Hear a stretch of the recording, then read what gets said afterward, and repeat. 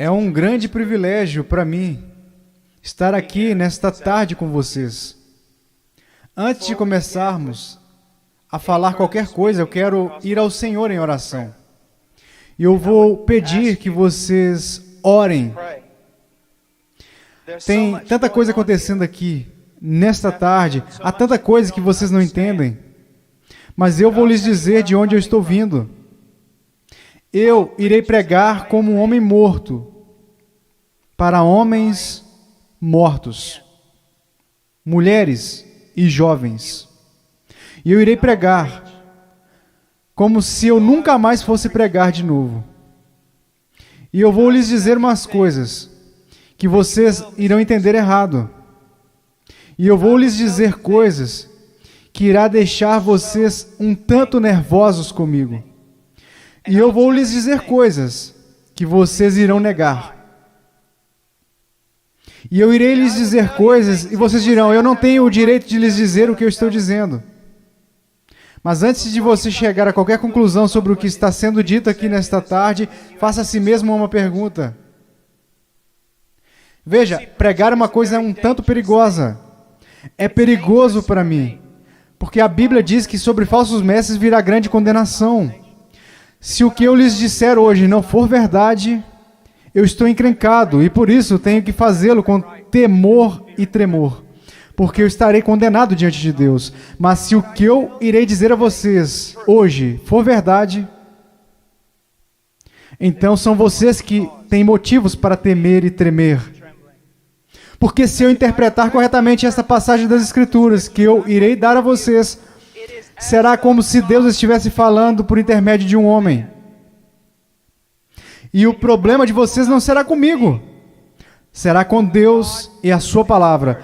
Então a única questão a ser decidida aqui, nesta tarde, é esta: é este homem à nossa frente um falso profeta? Ou será que ele está nos falando a verdade? E se ele estiver nos falando a verdade, então nada mais importa, exceto conformar as nossas vidas a esta verdade. Vamos ao Senhor em oração.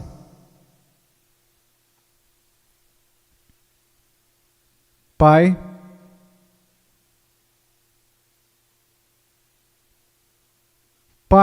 eu sou tão pequeno e tão desprezível de tantas formas. Tu sabes, Senhor, Tu sabes. Ó Senhor amado, será que falso fogo irá continuar sendo a única coisa depositada no seu altar? Ou poderia fogo descer do céu? No meio de tanto barulho e clamores, programações, poderia o fogo descer do céu? Podem esses ossos secos voltar a viver? Tu sabes, Senhor. E na sua soberania eu oro e rogo ante ao trono de Deus que sejas gracioso para conosco. Que o Senhor abra os corações e as mentes. Senhor, nós não podemos contar com que eles os abram, eles nunca o farão. Abra os seus corações, as suas mentes e faça com que eles enxerguem a verdade bíblica. Sopre sobre eles, conceda arrependimento, conceda fé. Traga-os ao teu reino, Senhor, para a sua glória. Pelo seu grande nome, opere estas coisas. Senhor, como um irmão falava, que seja, Senhor, de tal forma que nenhum homem obtenha crédito, que nenhum homem ponha a mão na arca do Senhor e se pôr que caia morto, Senhor. Ó Deus, faça-se presente entre nós. Por favor. Porque não temos outra esperança.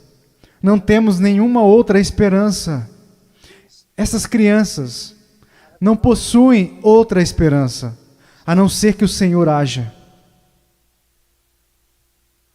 Amém. Eu vou pregar por intermédio de Mateus, capítulo 7. Se você trouxe a sua Bíblia, me siga. Mateus capítulo 7, versículo 13. Jesus disse: entrai pela porta estreita, larga é a porta, e espaçoso o caminho que conduz para a perdição, e são muitos os que entram por ela, porque estreita é a porta, e apertado o caminho que conduz para a vida, e são poucos os que acertam com ela. Acautelai-vos dos falsos profetas, que se vos apresentam disfarçados em ovelhas, mas por dentro são lobos roubadores. Pelos seus frutos os conhecereis. Colhem-se porventura uvas dos pinheiros ou figos dos abrolhos? Assim toda árvore boa produz bons frutos, porém a árvore má produz frutos maus. Não pode a árvore boa produzir frutos maus, nem a árvore má produzir frutos bons. Toda árvore que não produz bom fruto é cortada e lançada ao fogo.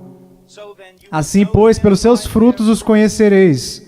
Nem todo o que me diz Senhor, Senhor, entrará no reino dos céus, mas aquele que faz a vontade de meu Pai que está nos céus. Muitos naquele dia hão de dizer-me: Senhor, Senhor, porventura não temos nós profetizado em Teu nome, e em Teu nome não expelimos demônios, e em Teu nome não fizemos muitos milagres? Então lhes direi explicitamente: nunca vos conheci. Apartai-vos de mim, os que praticais a iniquidade. Todo aquele, pois, que ouve essas minhas palavras e as pratica, será comparado a um homem prudente, que edificou a sua casa sobre a rocha. E caiu a chuva, transbordaram os rios, sopraram os ventos e deram com ímpeto contra aquela casa, que não caiu, porque foi edificada sobre a rocha. E todo aquele que ouve essas minhas palavras e não as pratica, será comparado a um homem insensato, que edificou a sua casa sobre a areia. E caiu a chuva, transbordaram os rios, sopraram os ventos, e deram com ímpeto contra aquela casa, e ela desabou, sendo grande a sua ruína. Eu estou aqui hoje. Eu não estou preocupado no meu coração com a autoestima de vocês. Eu não estou preocupado no meu coração se vocês irão se sentir bem consigo mesmos, se a vida está do jeito que vocês desejam, ou se a conta bancária de vocês está verde. Só tem uma coisa que me tirou o sono. Só há uma coisa que me preocupou durante toda a manhã. E é isso aqui, ó. Em 100 anos, a maioria das pessoas neste edifício possivelmente estarão no inferno. E muitos que até mesmo professam Jesus Cristo como Senhor irão passar a eternidade no inferno. E você diz: pastor, como você pode dizer uma coisa como essa? Eu posso dizer uma coisa como essa porque eu não realizo meu ministério nos Estados Unidos. Eu prego a maior parte do tempo na América do Sul, na África, no leste europeu. E eu quero que vocês saibam que quando olham para o cristianismo americano, ele é mais baseado em uma cultura sem Deus do que na palavra de Deus. E tantas pessoas são enganadas, e tantos jovens são enganados, e tantos adultos são enganados em crer que por terem feito uma oração uma vez em suas vidas, eles irão para o céu. Então, quando eles olham ao redor e enxergam outros que confessam a Cristo e veem essas pessoas tão mundanas quanto o mundo, e se comparam uns com os outros, nada perturba os seus corações. Eles pensam: bem, eu sou igual à maioria do meu grupo de jovens. Eu vejo coisas que não deveria ver na TV, eu dou risada das coisas que Deus odeia, eu uso roupas sensuais, eu falo como o mundo, eu ando como o mundo, eu amo a música do mundo, eu amo tantas essas coisas do mundo, mas graças a Deus eu sou um cristão. Porque eu sou um cristão, eu não pareço diferente da maioria das pessoas da minha igreja. Por que eu sou um cristão? Porque houve uma vez na minha vida que eu fiz uma oração e pedi para Jesus entrar no meu coração. Eu quero que vocês saibam que a maior heresia na igreja evangélica protestante americana é que se você orar e pedir para Jesus Cristo entrar no seu coração, Ele definitivamente entrará. Vocês não irão encontrar isso em nenhum lugar das Escrituras. Vocês não irão encontrar isso na história batista até 50 anos atrás. O que vocês precisam saber é que a salvação é pela fé, e somente pela fé em Jesus Cristo. E a fé somente em Jesus Cristo é precedida e seguida pelo arrependimento. Um abandono do pecado, um ódio pelas coisas que Deus odeia e um amor pelas coisas que Deus ama. Um crescimento em santidade e um desejo, não de ser como a Britney Spears, não de ser como o mundo, e não de ser como a maioria dos cristãos americanos, mas de ser como Jesus Cristo.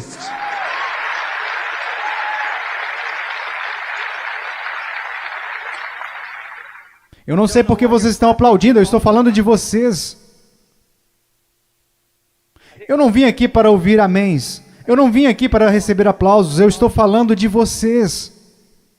Muitas vezes as pessoas vêm a mim e dizem, eu adoraria segui-lo até a Romênia, eu queria te seguir até a Ucrânia, eu adoraria pregar onde você prega e onde plantou igrejas no Peru, na floresta. E eu digo, não, você não iria. E elas dizem, sim, eu iria. E eu digo, não, você não iria. Por quê? Porque você seria expulso da igreja de lá. O que nós precisamos enxergar? Eu não estou querendo ser duro, apenas para ser duro. Vocês têm a noção de quanto amor é necessário para ficar na frente de 5.000 pessoas e dizer que o cristianismo americano é praticamente, completamente errado? Você sabe que vai me custar nunca mais ser chamado para algo assim? Ser impopular. Você sabe por que você faz isso? Você não faz porque você vai ser bem pago. Você não faz isso porque os homens te amam. Você faz isso porque você ama os homens e, acima de tudo, você quer honrar a Deus. Eu quero dizer a vocês uma coisa. Nós vamos olhar para as Escrituras e eu quero que vocês olhem para ela, como ela realmente é. Pare de se comparar com os outros que dizem que são cristãos, que se comparam com outros que dizem que são cristãos. Compare a si mesmo com as Escrituras.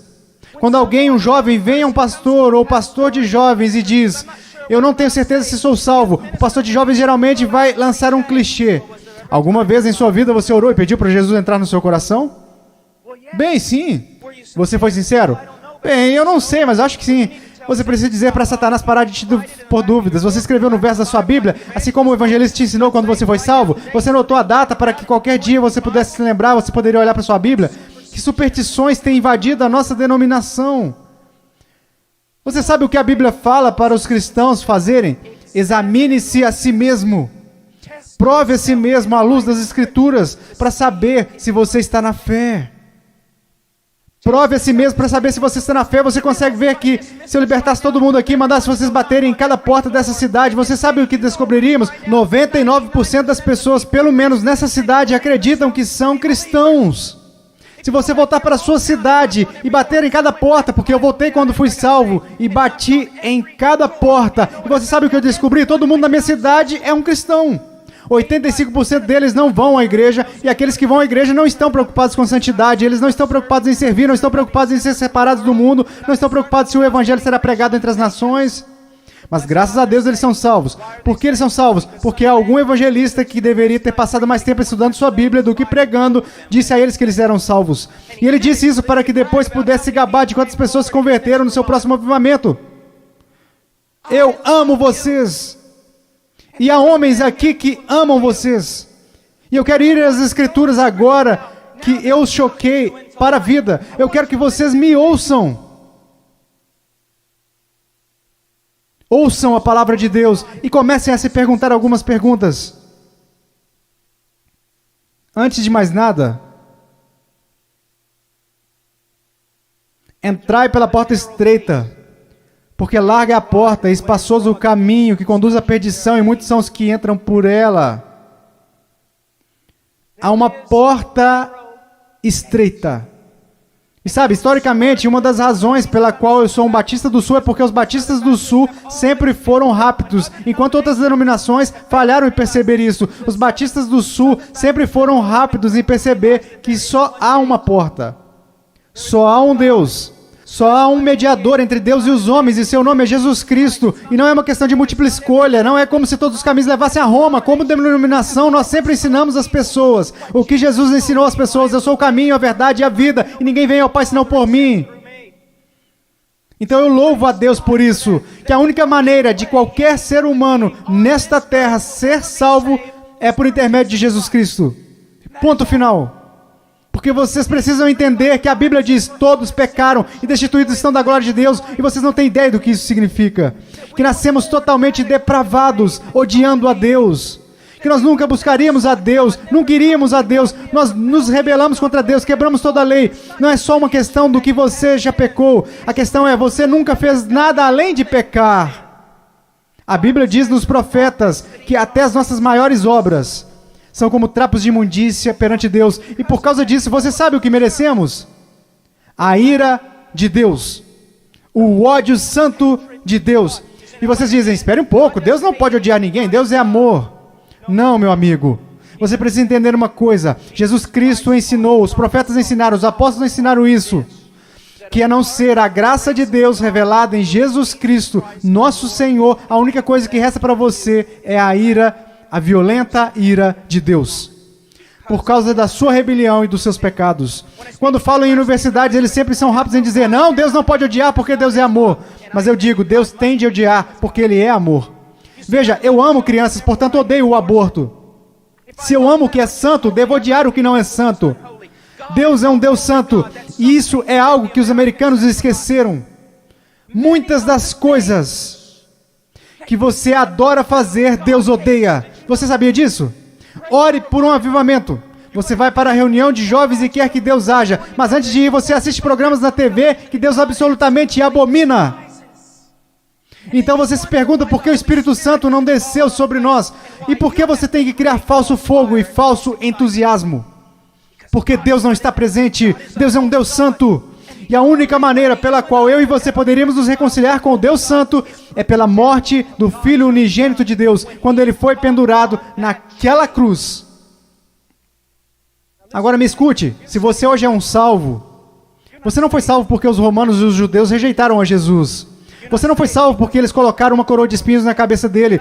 Nem foi salvo porque eles perfuraram o tórax de Jesus. Você não foi salvo nem mesmo porque eles o pregaram na cruz. Você sabe por que você é salvo? Se você é salvo, porque quando Jesus Cristo estava pendurado naquela cruz, Ele carregou os seus pecados, o pecado do povo de Deus, e toda a violenta ira de Deus que deveria ter caído sobre você, caiu sobre o seu único filho.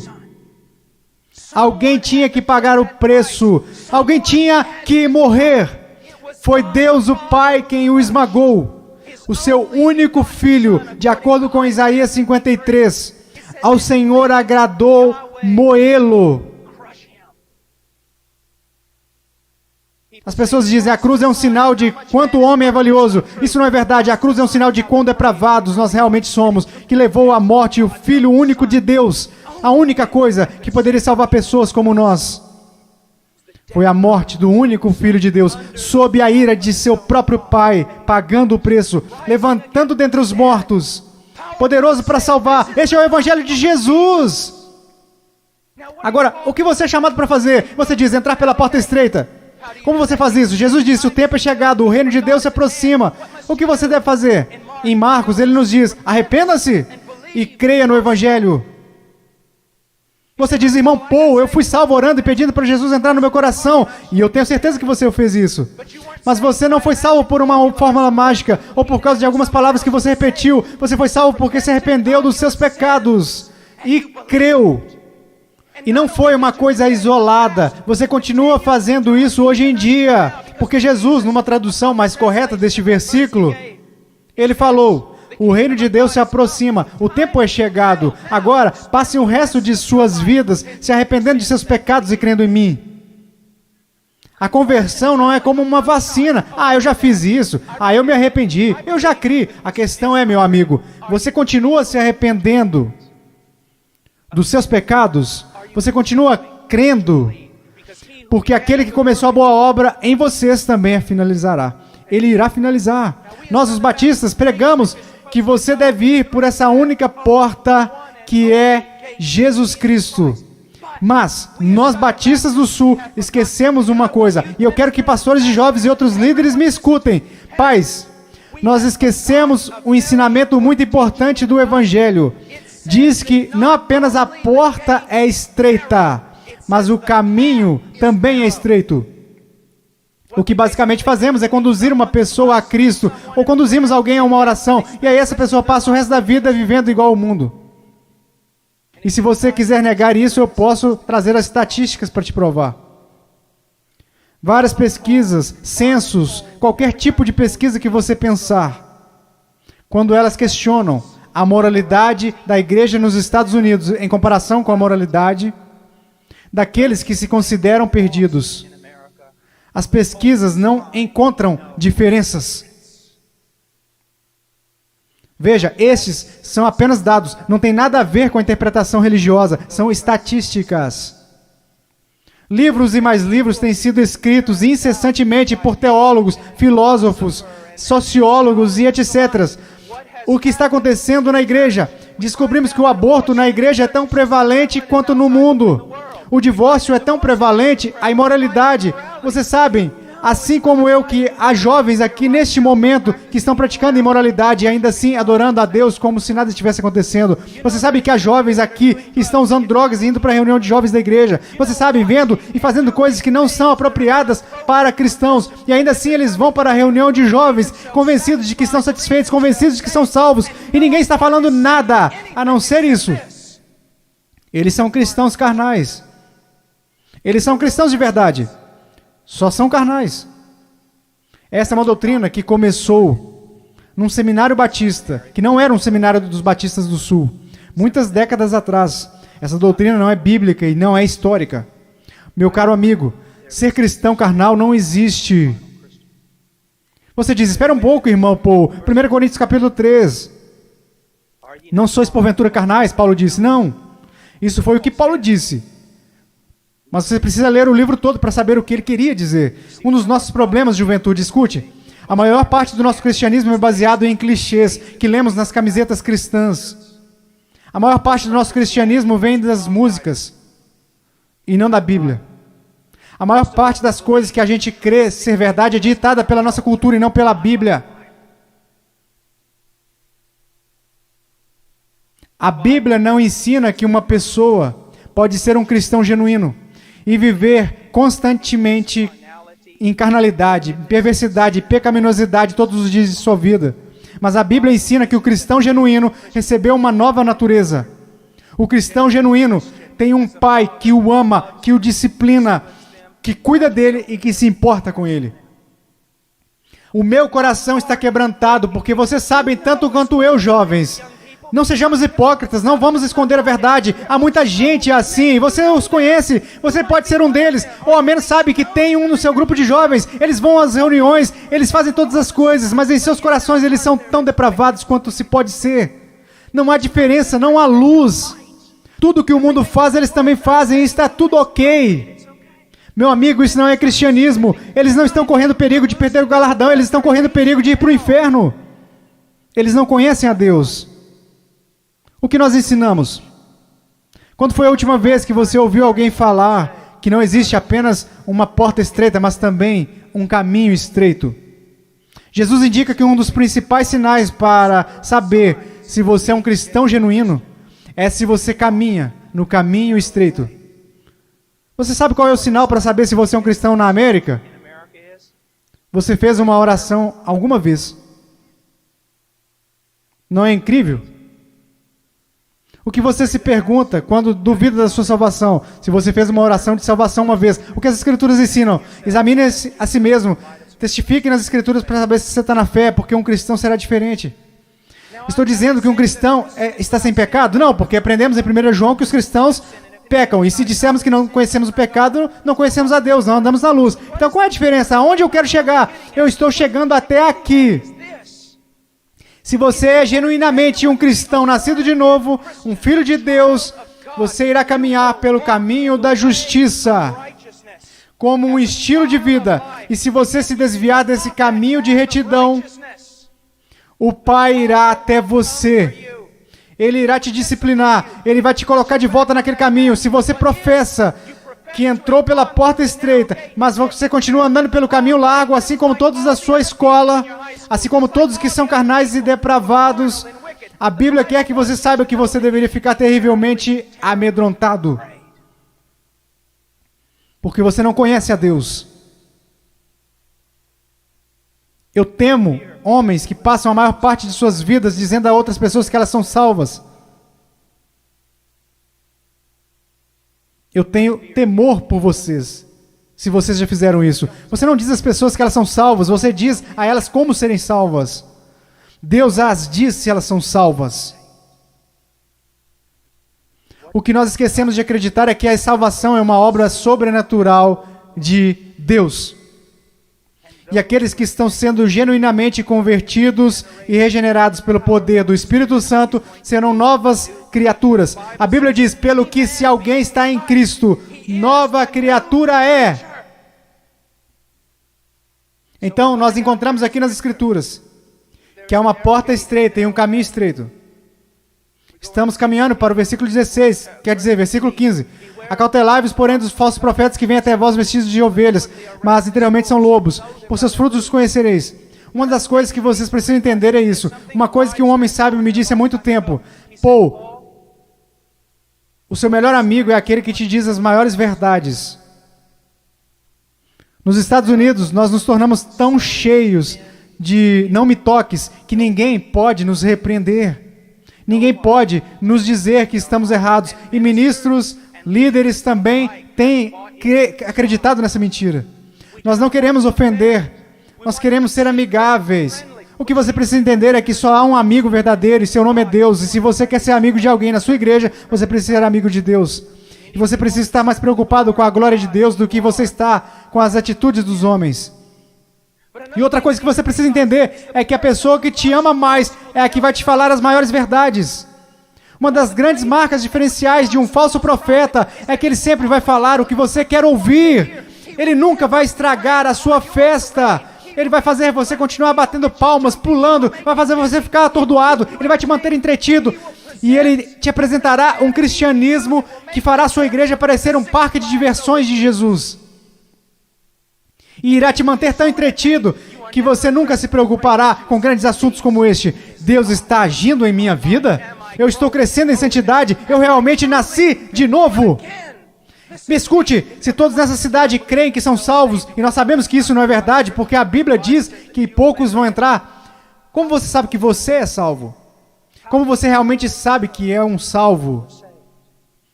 Porque alguém te disse? Porque você fez uma oração? Porque você creu? Deixe-me te perguntar, como você sabe que crê? Porque todo mundo diz que acredita. Como você sabe que você não é igual a eles? Você sabe como a Bíblia ensina que se você é salvo ou não? Você sabe como a doutrina batista até 50 anos atrás diria que você sabe que é um salvo? Você sabe que foi salvo porque a sua vida está num processo de transformação. E o seu estilo de vida é de alguém que caminha nos caminhos da verdade do Senhor. E quando você para de andar nos caminhos da desobediência, como todos nós fazemos, Deus vem até você e te põe de volta no caminho. Uma das maiores evidências de que você nasceu de novo é que Deus não permitirá que você fale como a sua carne quer falar. Deus não irá permitir que você se vista como o mundo sensual e a igreja sensual permitem que você se vista. Deus não irá permitir que você caminhe como o mundo, cheire como o mundo, fale como o mundo, escute as coisas que o mundo escuta. Deus irá e fará a diferença na sua vida. Diz aqui, ao continuarmos, versículo 17, então todos, quer dizer, vamos para o versículo 16, você os conhecerá pelos seus frutos. Como você reconhece o falso profeta? E uma aplicação mais ampla aqui nas Escrituras. E como você sabe que alguém é um cristão genuíno? Pelos seus frutos. Pelos seus frutos, meus amigos. Veja a sua vida. Veja o jeito que você anda. Veja o jeito que você fala. Veja para as paixões do seu coração. Por acaso Jesus está aí em algum lugar? Ou ele é só um acessório que você acrescenta em sua vida? Ou é só uma coisa que você faz nas quartas e domingos? Ele é só alguém que você aceita apenas intelectualmente, mas não de coração? Ele é um acessório ou ele é o centro da sua vida? E qual é o fruto que você está produzindo? Você parece com o mundo, age como o mundo, você experimenta as mesmas alegrias que o mundo experimenta? Você consegue amar o pecado e gostar de cometê-lo?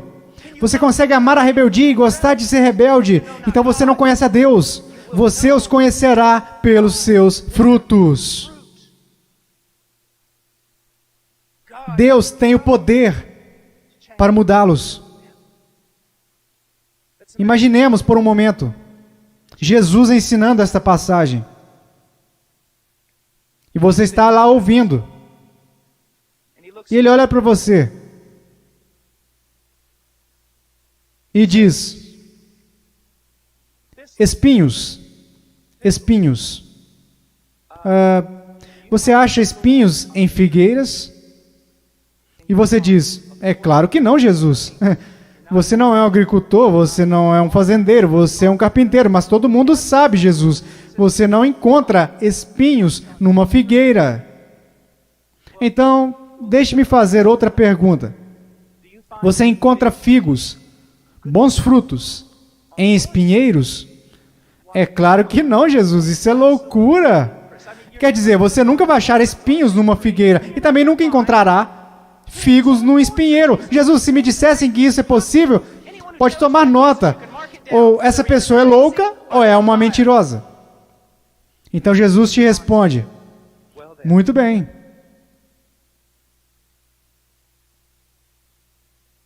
Aqueles que se dizem meus discípulos, mas dão maus frutos, não seria o mesmo que dizer que ou eles estão mentindo, ou que estão loucos em fazer tal afirmação?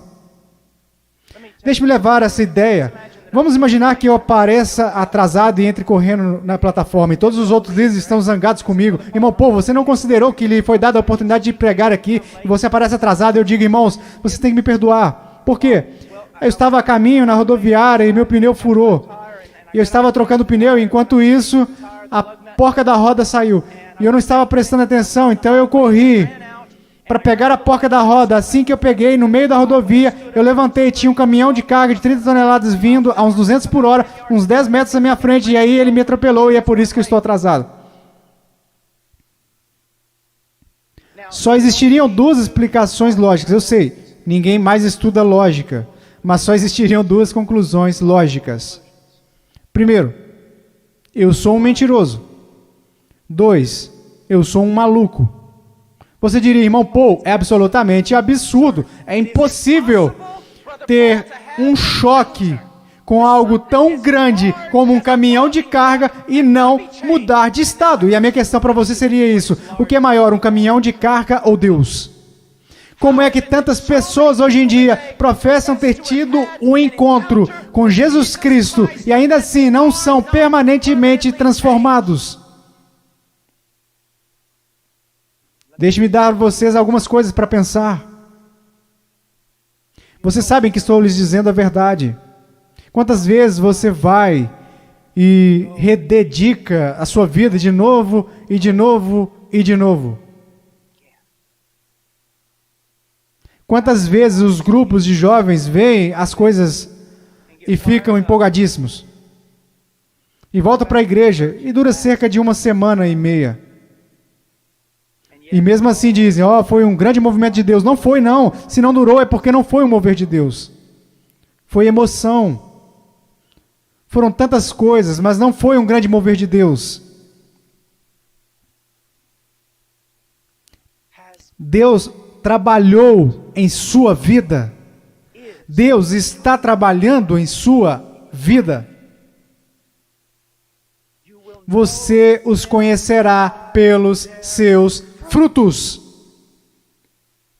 Você os conhecerá pelos seus frutos. Vamos adiante.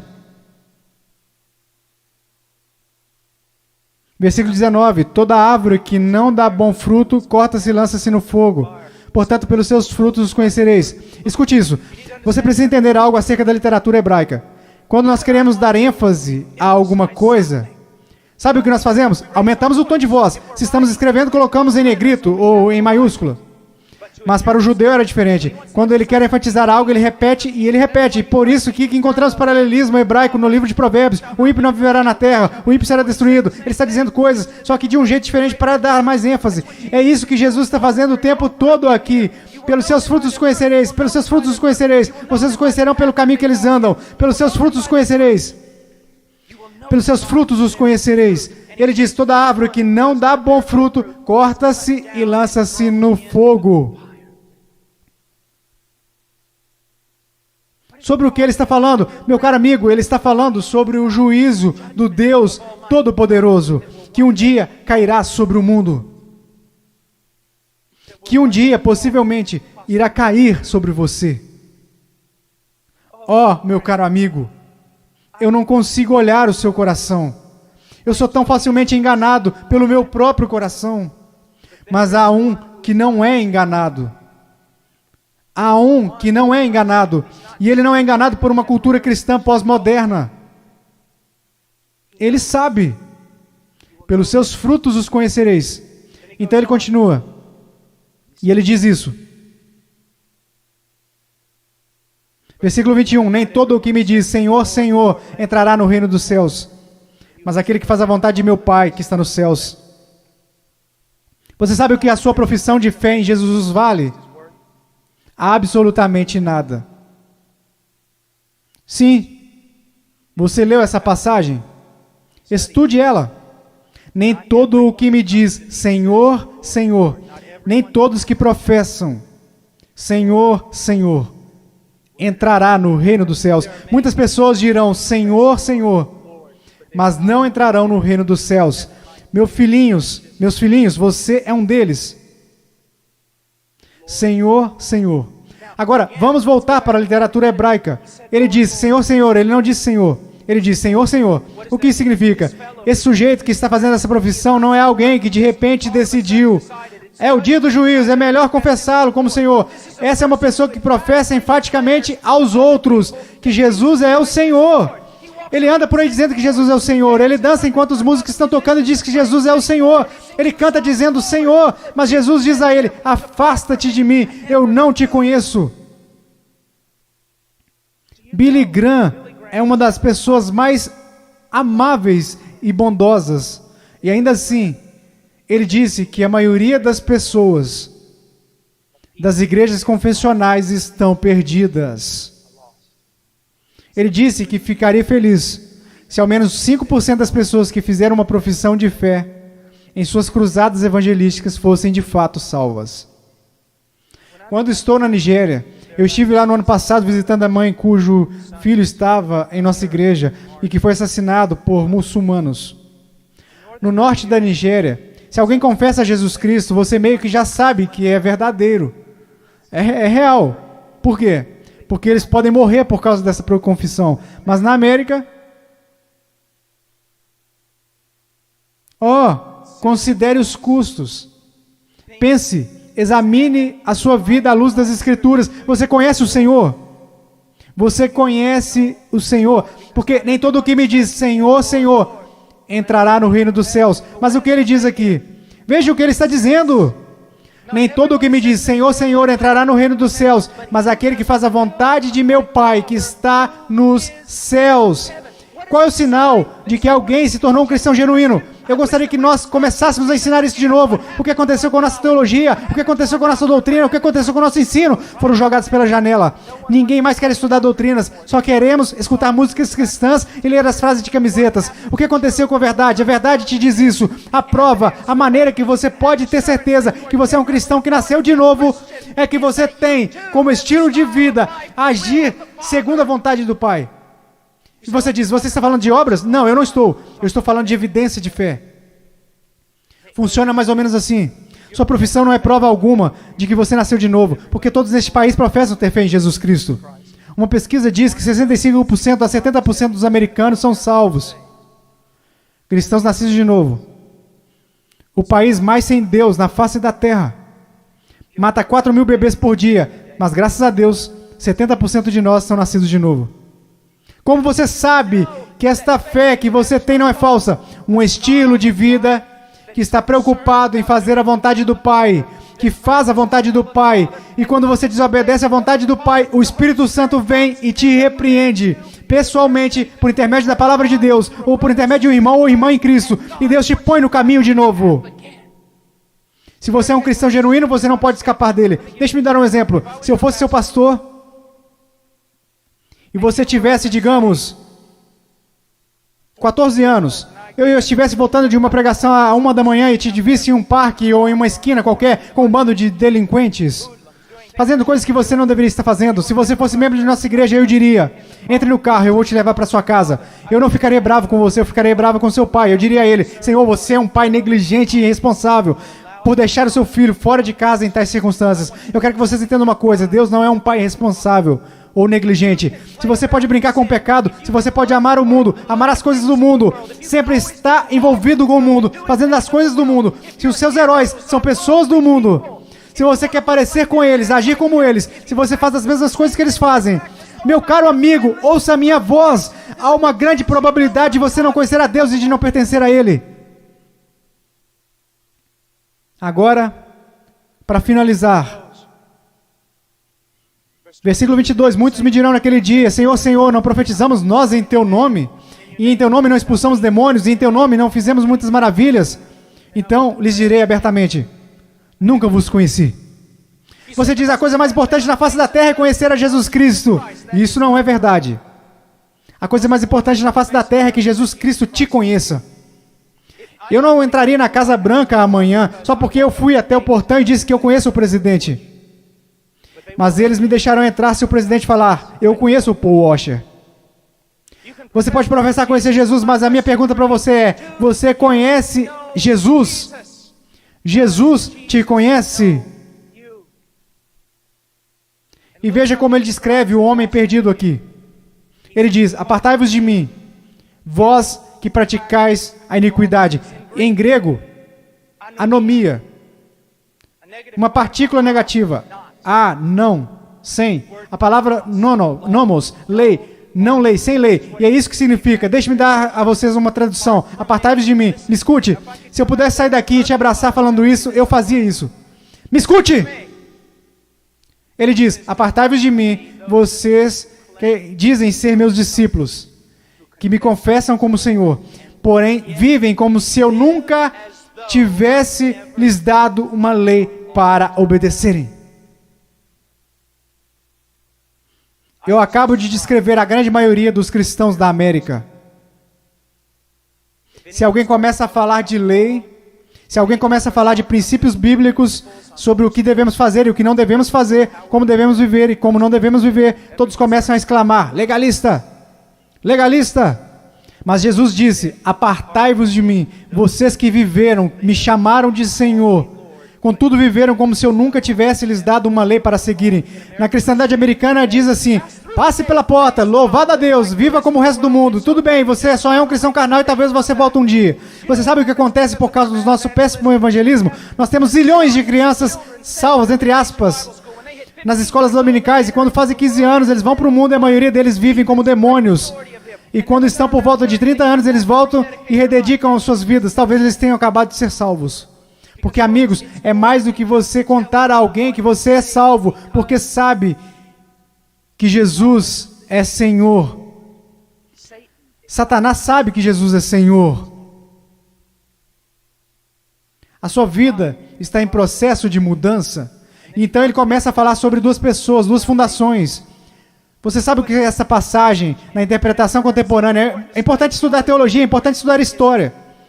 A interpretação atual dessa passagem sobre a rocha e a areia é basicamente isso. Se você é cristão, você precisa construir vida sobre a rocha. Porque se você construir a sua vida sobre a areia, você será um cristão infeliz e sua vida não dará certo. Isso não é o que Jesus está ensinando. E a história me apoia nisso. Quase nunca foi interpretado dessa forma. Você sabe qual é a interpretação? É assim. Há dois caminhos.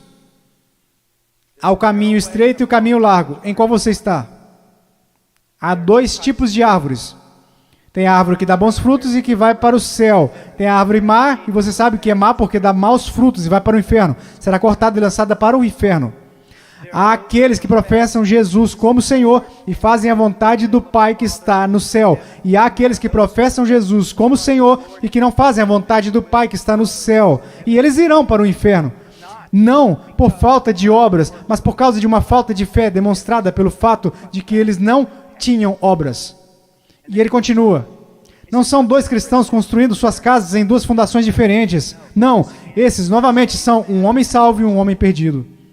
O homem perdido ouve a palavra de Deus ser pregada, mas não prepara a fundação. Você não consegue ver na vida dele como a palavra de Deus está formando e construindo e sustentando a sua vida. A sua vida não está... Quantas pessoas da Convenção dos Batistas do Sul, apesar dos nossos números, apesar de tudo o que dizemos, se nós simplesmente comparássemos as pessoas a essa passagem e disséssemos, você está construindo o seu casamento de acordo com a palavra de Deus, você está educando seus filhos de acordo com a palavra de Deus, você está administrando suas finanças de acordo com a palavra de Deus, você tem vivido separando-se das coisas deste mundo de acordo com a palavra de Deus, quantos estariam aptos a responder positivamente? Não, nada disso. Eu professo Jesus, Ele é o meu Salvador. O meu professor de escola dominical me falou. Eu sei. Assim como Leonardo Ravenhill, um conhecido meu, que antes de falecer costumava dizer: eu preguei uma só vez em várias igrejas batistas. Eu prego em muitos lugares como esse, somente uma vez. Eu poderia vir aqui hoje com um vocabulário que iria impressionar todos vocês e pregar para vocês sobre coisas que fariam vocês saírem flutuando deste auditório. Eu poderia contar a vocês histórias que fariam vocês rirem, histórias sobre cachorros e vovós que fariam vocês chorarem, mas eu os amo demais para fazer isso. Eu sei, porque a palavra de Deus é verdade, que há pessoas que acreditam ser salvas, mas não são. Não são. Eu sei que há alguns de vocês que olham ao redor e pensam: ora, eu sou salvo. Quer dizer, eu pareço com todo mundo do meu grupo. O que faz você pensar que o seu grupo é salvo? Ora, eu sou como meus pais, ou eu sou como os adultos da minha igreja, ou os diáconos, ou o pastor. E de que adianta? Você não será julgado por eles no dia da vinda de Cristo. A minha pergunta para você, querido, minha pergunta para você, meu filhinho, quero dizer, vocês poderiam ser meus filhos.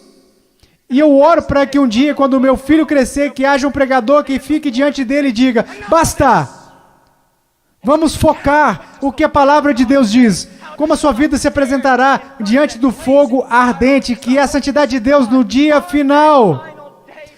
Amado, amada, preciosa menina, amado, precioso jovem, no dia final a sua confissão permanecerá verdadeira.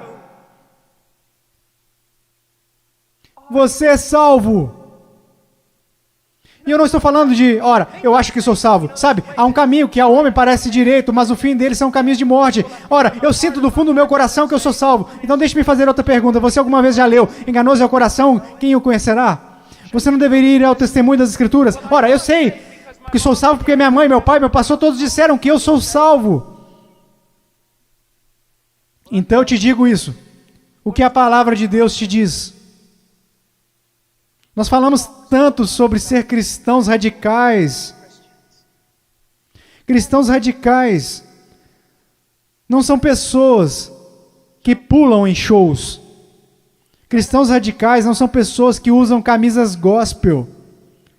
Cristãos radicais são aqueles que carregam os frutos do Espírito Santo. Cristãos radicais são aqueles que respeitam e honram os seus pais, mesmo quando sentem que seus pais estão errados. Cristãos radicais são aqueles que não... Agora escutem, isso vai deixá-los irados. E eu estou falando com garotos e garotas. Cristãos radicais são aqueles que não se vestem sensualmente para mostrar os seus corpos.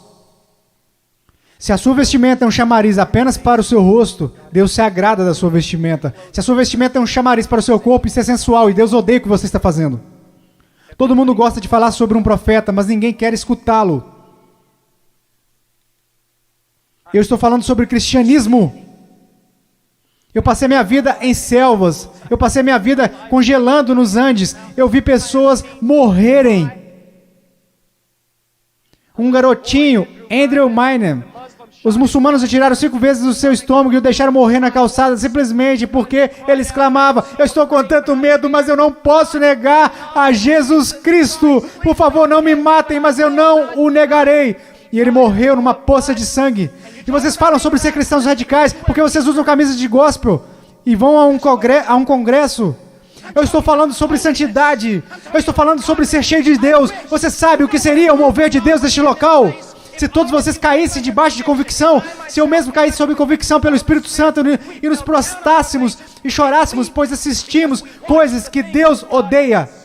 Pois usamos coisas que Deus odeia, pois nós agimos como o mundo, parecemos como o mundo, cheiramos como o mundo, fazemos as mesmas coisas que o mundo, e não sabemos que fazemos essas coisas porque não conhecemos a palavra de Deus. Porque mesmo que falemos como uma denominação, que a Escritura é infalível, a palavra de Deus, só o que ganhamos basicamente é um monte de ilustrações, histórias e novelinhas. Oh, que Deus brilhe, resplandeça neste lugar. Que viremos nossas costas para o pecado, que renunciemos às coisas que desagradam a Deus, e então que corramos para Ele e alegremos-nos nele, e que venhamos amá-lo. Que Deus levante missionários. Eu não desejo a vocês o mesmo que seus pais. Eles querem segurança e boas casas para vocês. Eles querem que vocês tenham carros e respeito. Eu quero para vocês as mesmas coisas que quero para o meu filho, que um dia ele pegue uma bandeira, a bandeira de Jesus Cristo, e coloque-a no monte onde ninguém esteve antes, e que ele clame: Jesus Cristo é Senhor, mesmo que isso custe a sua vida. Se quando ele tiver 18 anos me disser as mesmas coisas que eu disse quando eu era jovem, eu vou para os montes, eu vou para a selva, e as pessoas disserem: você não pode ir, você está maluco, é uma guerra lá, você vai morrer. Eu vou. Quando aquele rapaz colocar a sua mochila nas costas, eu vou orar por ele e dizer: vá. Vá. Deus seja contigo. E se você morrer, meu filho, eu te vejo do outro lado e irei honrar a sua morte. Oh, Deus. Vamos orar. Vamos orar. Oh, Deus. Eu não me importo com reputação. Eu não me importo com o que os homens pensam. Eu quero que o Senhor seja honrado. Eu quero que esses jovens sejam salvos. Eu quero que os salvos parem de olhar para o cristianismo cultural e que o Senhor odeia, que cuspirá fora de sua boca, e que eles olhem para a sua palavra e digam: eu seguirei a Jesus. Ó Deus, eu oro pelos ministérios de jovens e pastores e oro para que o Senhor os encha com espírito de sabedoria, amor e coragem e discernimento. E querido Deus, custe o que custar, eu oro para que o Senhor levante missionários. Ao olhar para esses garotos, eu não posso evitar de pensar no meu filhinho. Ó Deus, que o Senhor salve o Ian e que eu levante o mande para a pior parte da batalha. Ó querido Deus, levante missionários aqui. Levante missionários, levante pregadores e pastores e embaixadores, evangelistas que conheçam a palavra de Deus. Oh Deus, trabalhe neste lugar, por favor, trabalhe neste lugar, amado Deus. Por favor, por favor, por favor, por favor. Agora com todas as cabeças baixas. Há alguém aqui hoje à noite que gostaria de dizer: irmão Paul, eu tenho vivido uma mentira. Eu digo que sou cristão, mas eu amo o mundo. Eu pareço com o mundo. Eu cheiro como o mundo e eu me odeio por conta disso. Irmão Paul, eu estou tão cansado deste cristianismo que eu tenho vivido. Eu estou cansado disso. Eu estou cansado disso. Eu quero ser salvo. Eu quero ser salvo.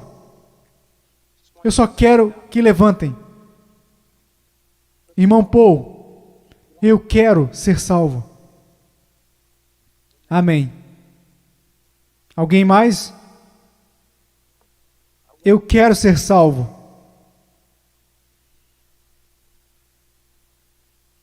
Amém. Amém. Em momentos teremos um apelo, e vocês que levantaram, eu vou descer aqui e quero que vocês se encontrem comigo. Eu quero falar com vocês. Agora, vocês podem se sentar. Agora, quero conversar com vocês que professam ser cristãos.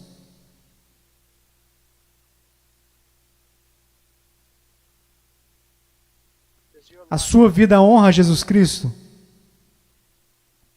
Você está olhando em sua palavra para descobrir como deve viver? Eu oro de todo o coração. A única coisa que irá salvar a igreja na América, só há duas possibilidades. Uma é uma reforma total em nossas pregações e de nosso estudo da palavra de Deus. E a outra é uma perseguição feroz e horripilante. E essa é a única coisa que irá salvar a igreja na América. Eu oro. Oro para que vocês retornem à palavra. Eu oro. Ouçam-me, jovens. Vocês precisam dizer: ok, como eu devo proceder perante meus pais? Vá à palavra, descubra, obedeça. Como devo me vestir? Vá à palavra, descubra, obedeça. Como devo falar? O que devo escutar? Ponha cada pensamento, palavra e ato em sujeição a Jesus Cristo. Agora, eu não vou pedir para que você levante, porque eu estou tão cansado de pessoas virem à frente e assumirem compromissos, e esses compromissos durarem apenas 2 minutos. Eu não estou aqui para poder escrever na minha revista que zilhões de vocês vieram à frente. Eu quero que você vá para casa e viva para Jesus Cristo com todo o seu coração. Mas se você precisa de aconselhamento, você dirá, irmão Paul, eu quero viver para Jesus Cristo, mas eu não sei como. Em minutos nós iremos fazer um convite e eu quero que você venha à frente. Não para assumir um compromisso. Se quiser assumir algum compromisso, faça isso daí de onde você está sentado. Se precisa contar a alguém, vá contar ao seu pastor. Vá contar ao seu pastor de jovens. E quer saber? Nós saberemos se esse compromisso irá durar. Quer saber como? Porque irá durar.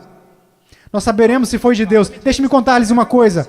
Eu quero lhes contar uma coisa. Se você tomou a decisão de seguir a Jesus Cristo, se você tomou a decisão para ser salvo nesses 2 últimos dias, eu quero lhe dizer algo. Se foi algo genuíno, irá durar. Se daqui a algumas semanas você voltar direto ao mundo, viver como o mundo, agir como o mundo, eu quero que você saiba de uma coisa. Você não entendeu nada aqui nesse final de semana. Você foi o motivo, simplesmente isso. Se você realmente ganhou algo do Senhor, eu quero que você saiba, isso irá durar. E ainda que você tente correr disso, você não vai conseguir. Você não vai conseguir. Eu amo tanto vocês. E peço que todos fiquem de pé. Se você precisa de aconselhamento acerca de uma decisão que fez, mas que não está clara, eu quero que você venha à frente. E eu vou descer aqui. Vocês que levantaram, houve muitos de vocês aí que disseram, eu preciso conhecer a Jesus Cristo. Eu quero que você venha até aqui agora. E eu quero te conhecer. E eu quero voltar aqui com você e os outros conselheiros. E quero conversar com você. E quero te dizer uma coisa. Não em 5 minutos. Não em 10 minutos. Se você precisar conversar a noite toda, nós iremos ficar. Essa é a atitude de cada conselheiro neste lugar. Nós ficaremos a noite inteira, se necessário. A noite toda. Deus ama vocês. Deus ama vocês. Deixe-me orar por vocês.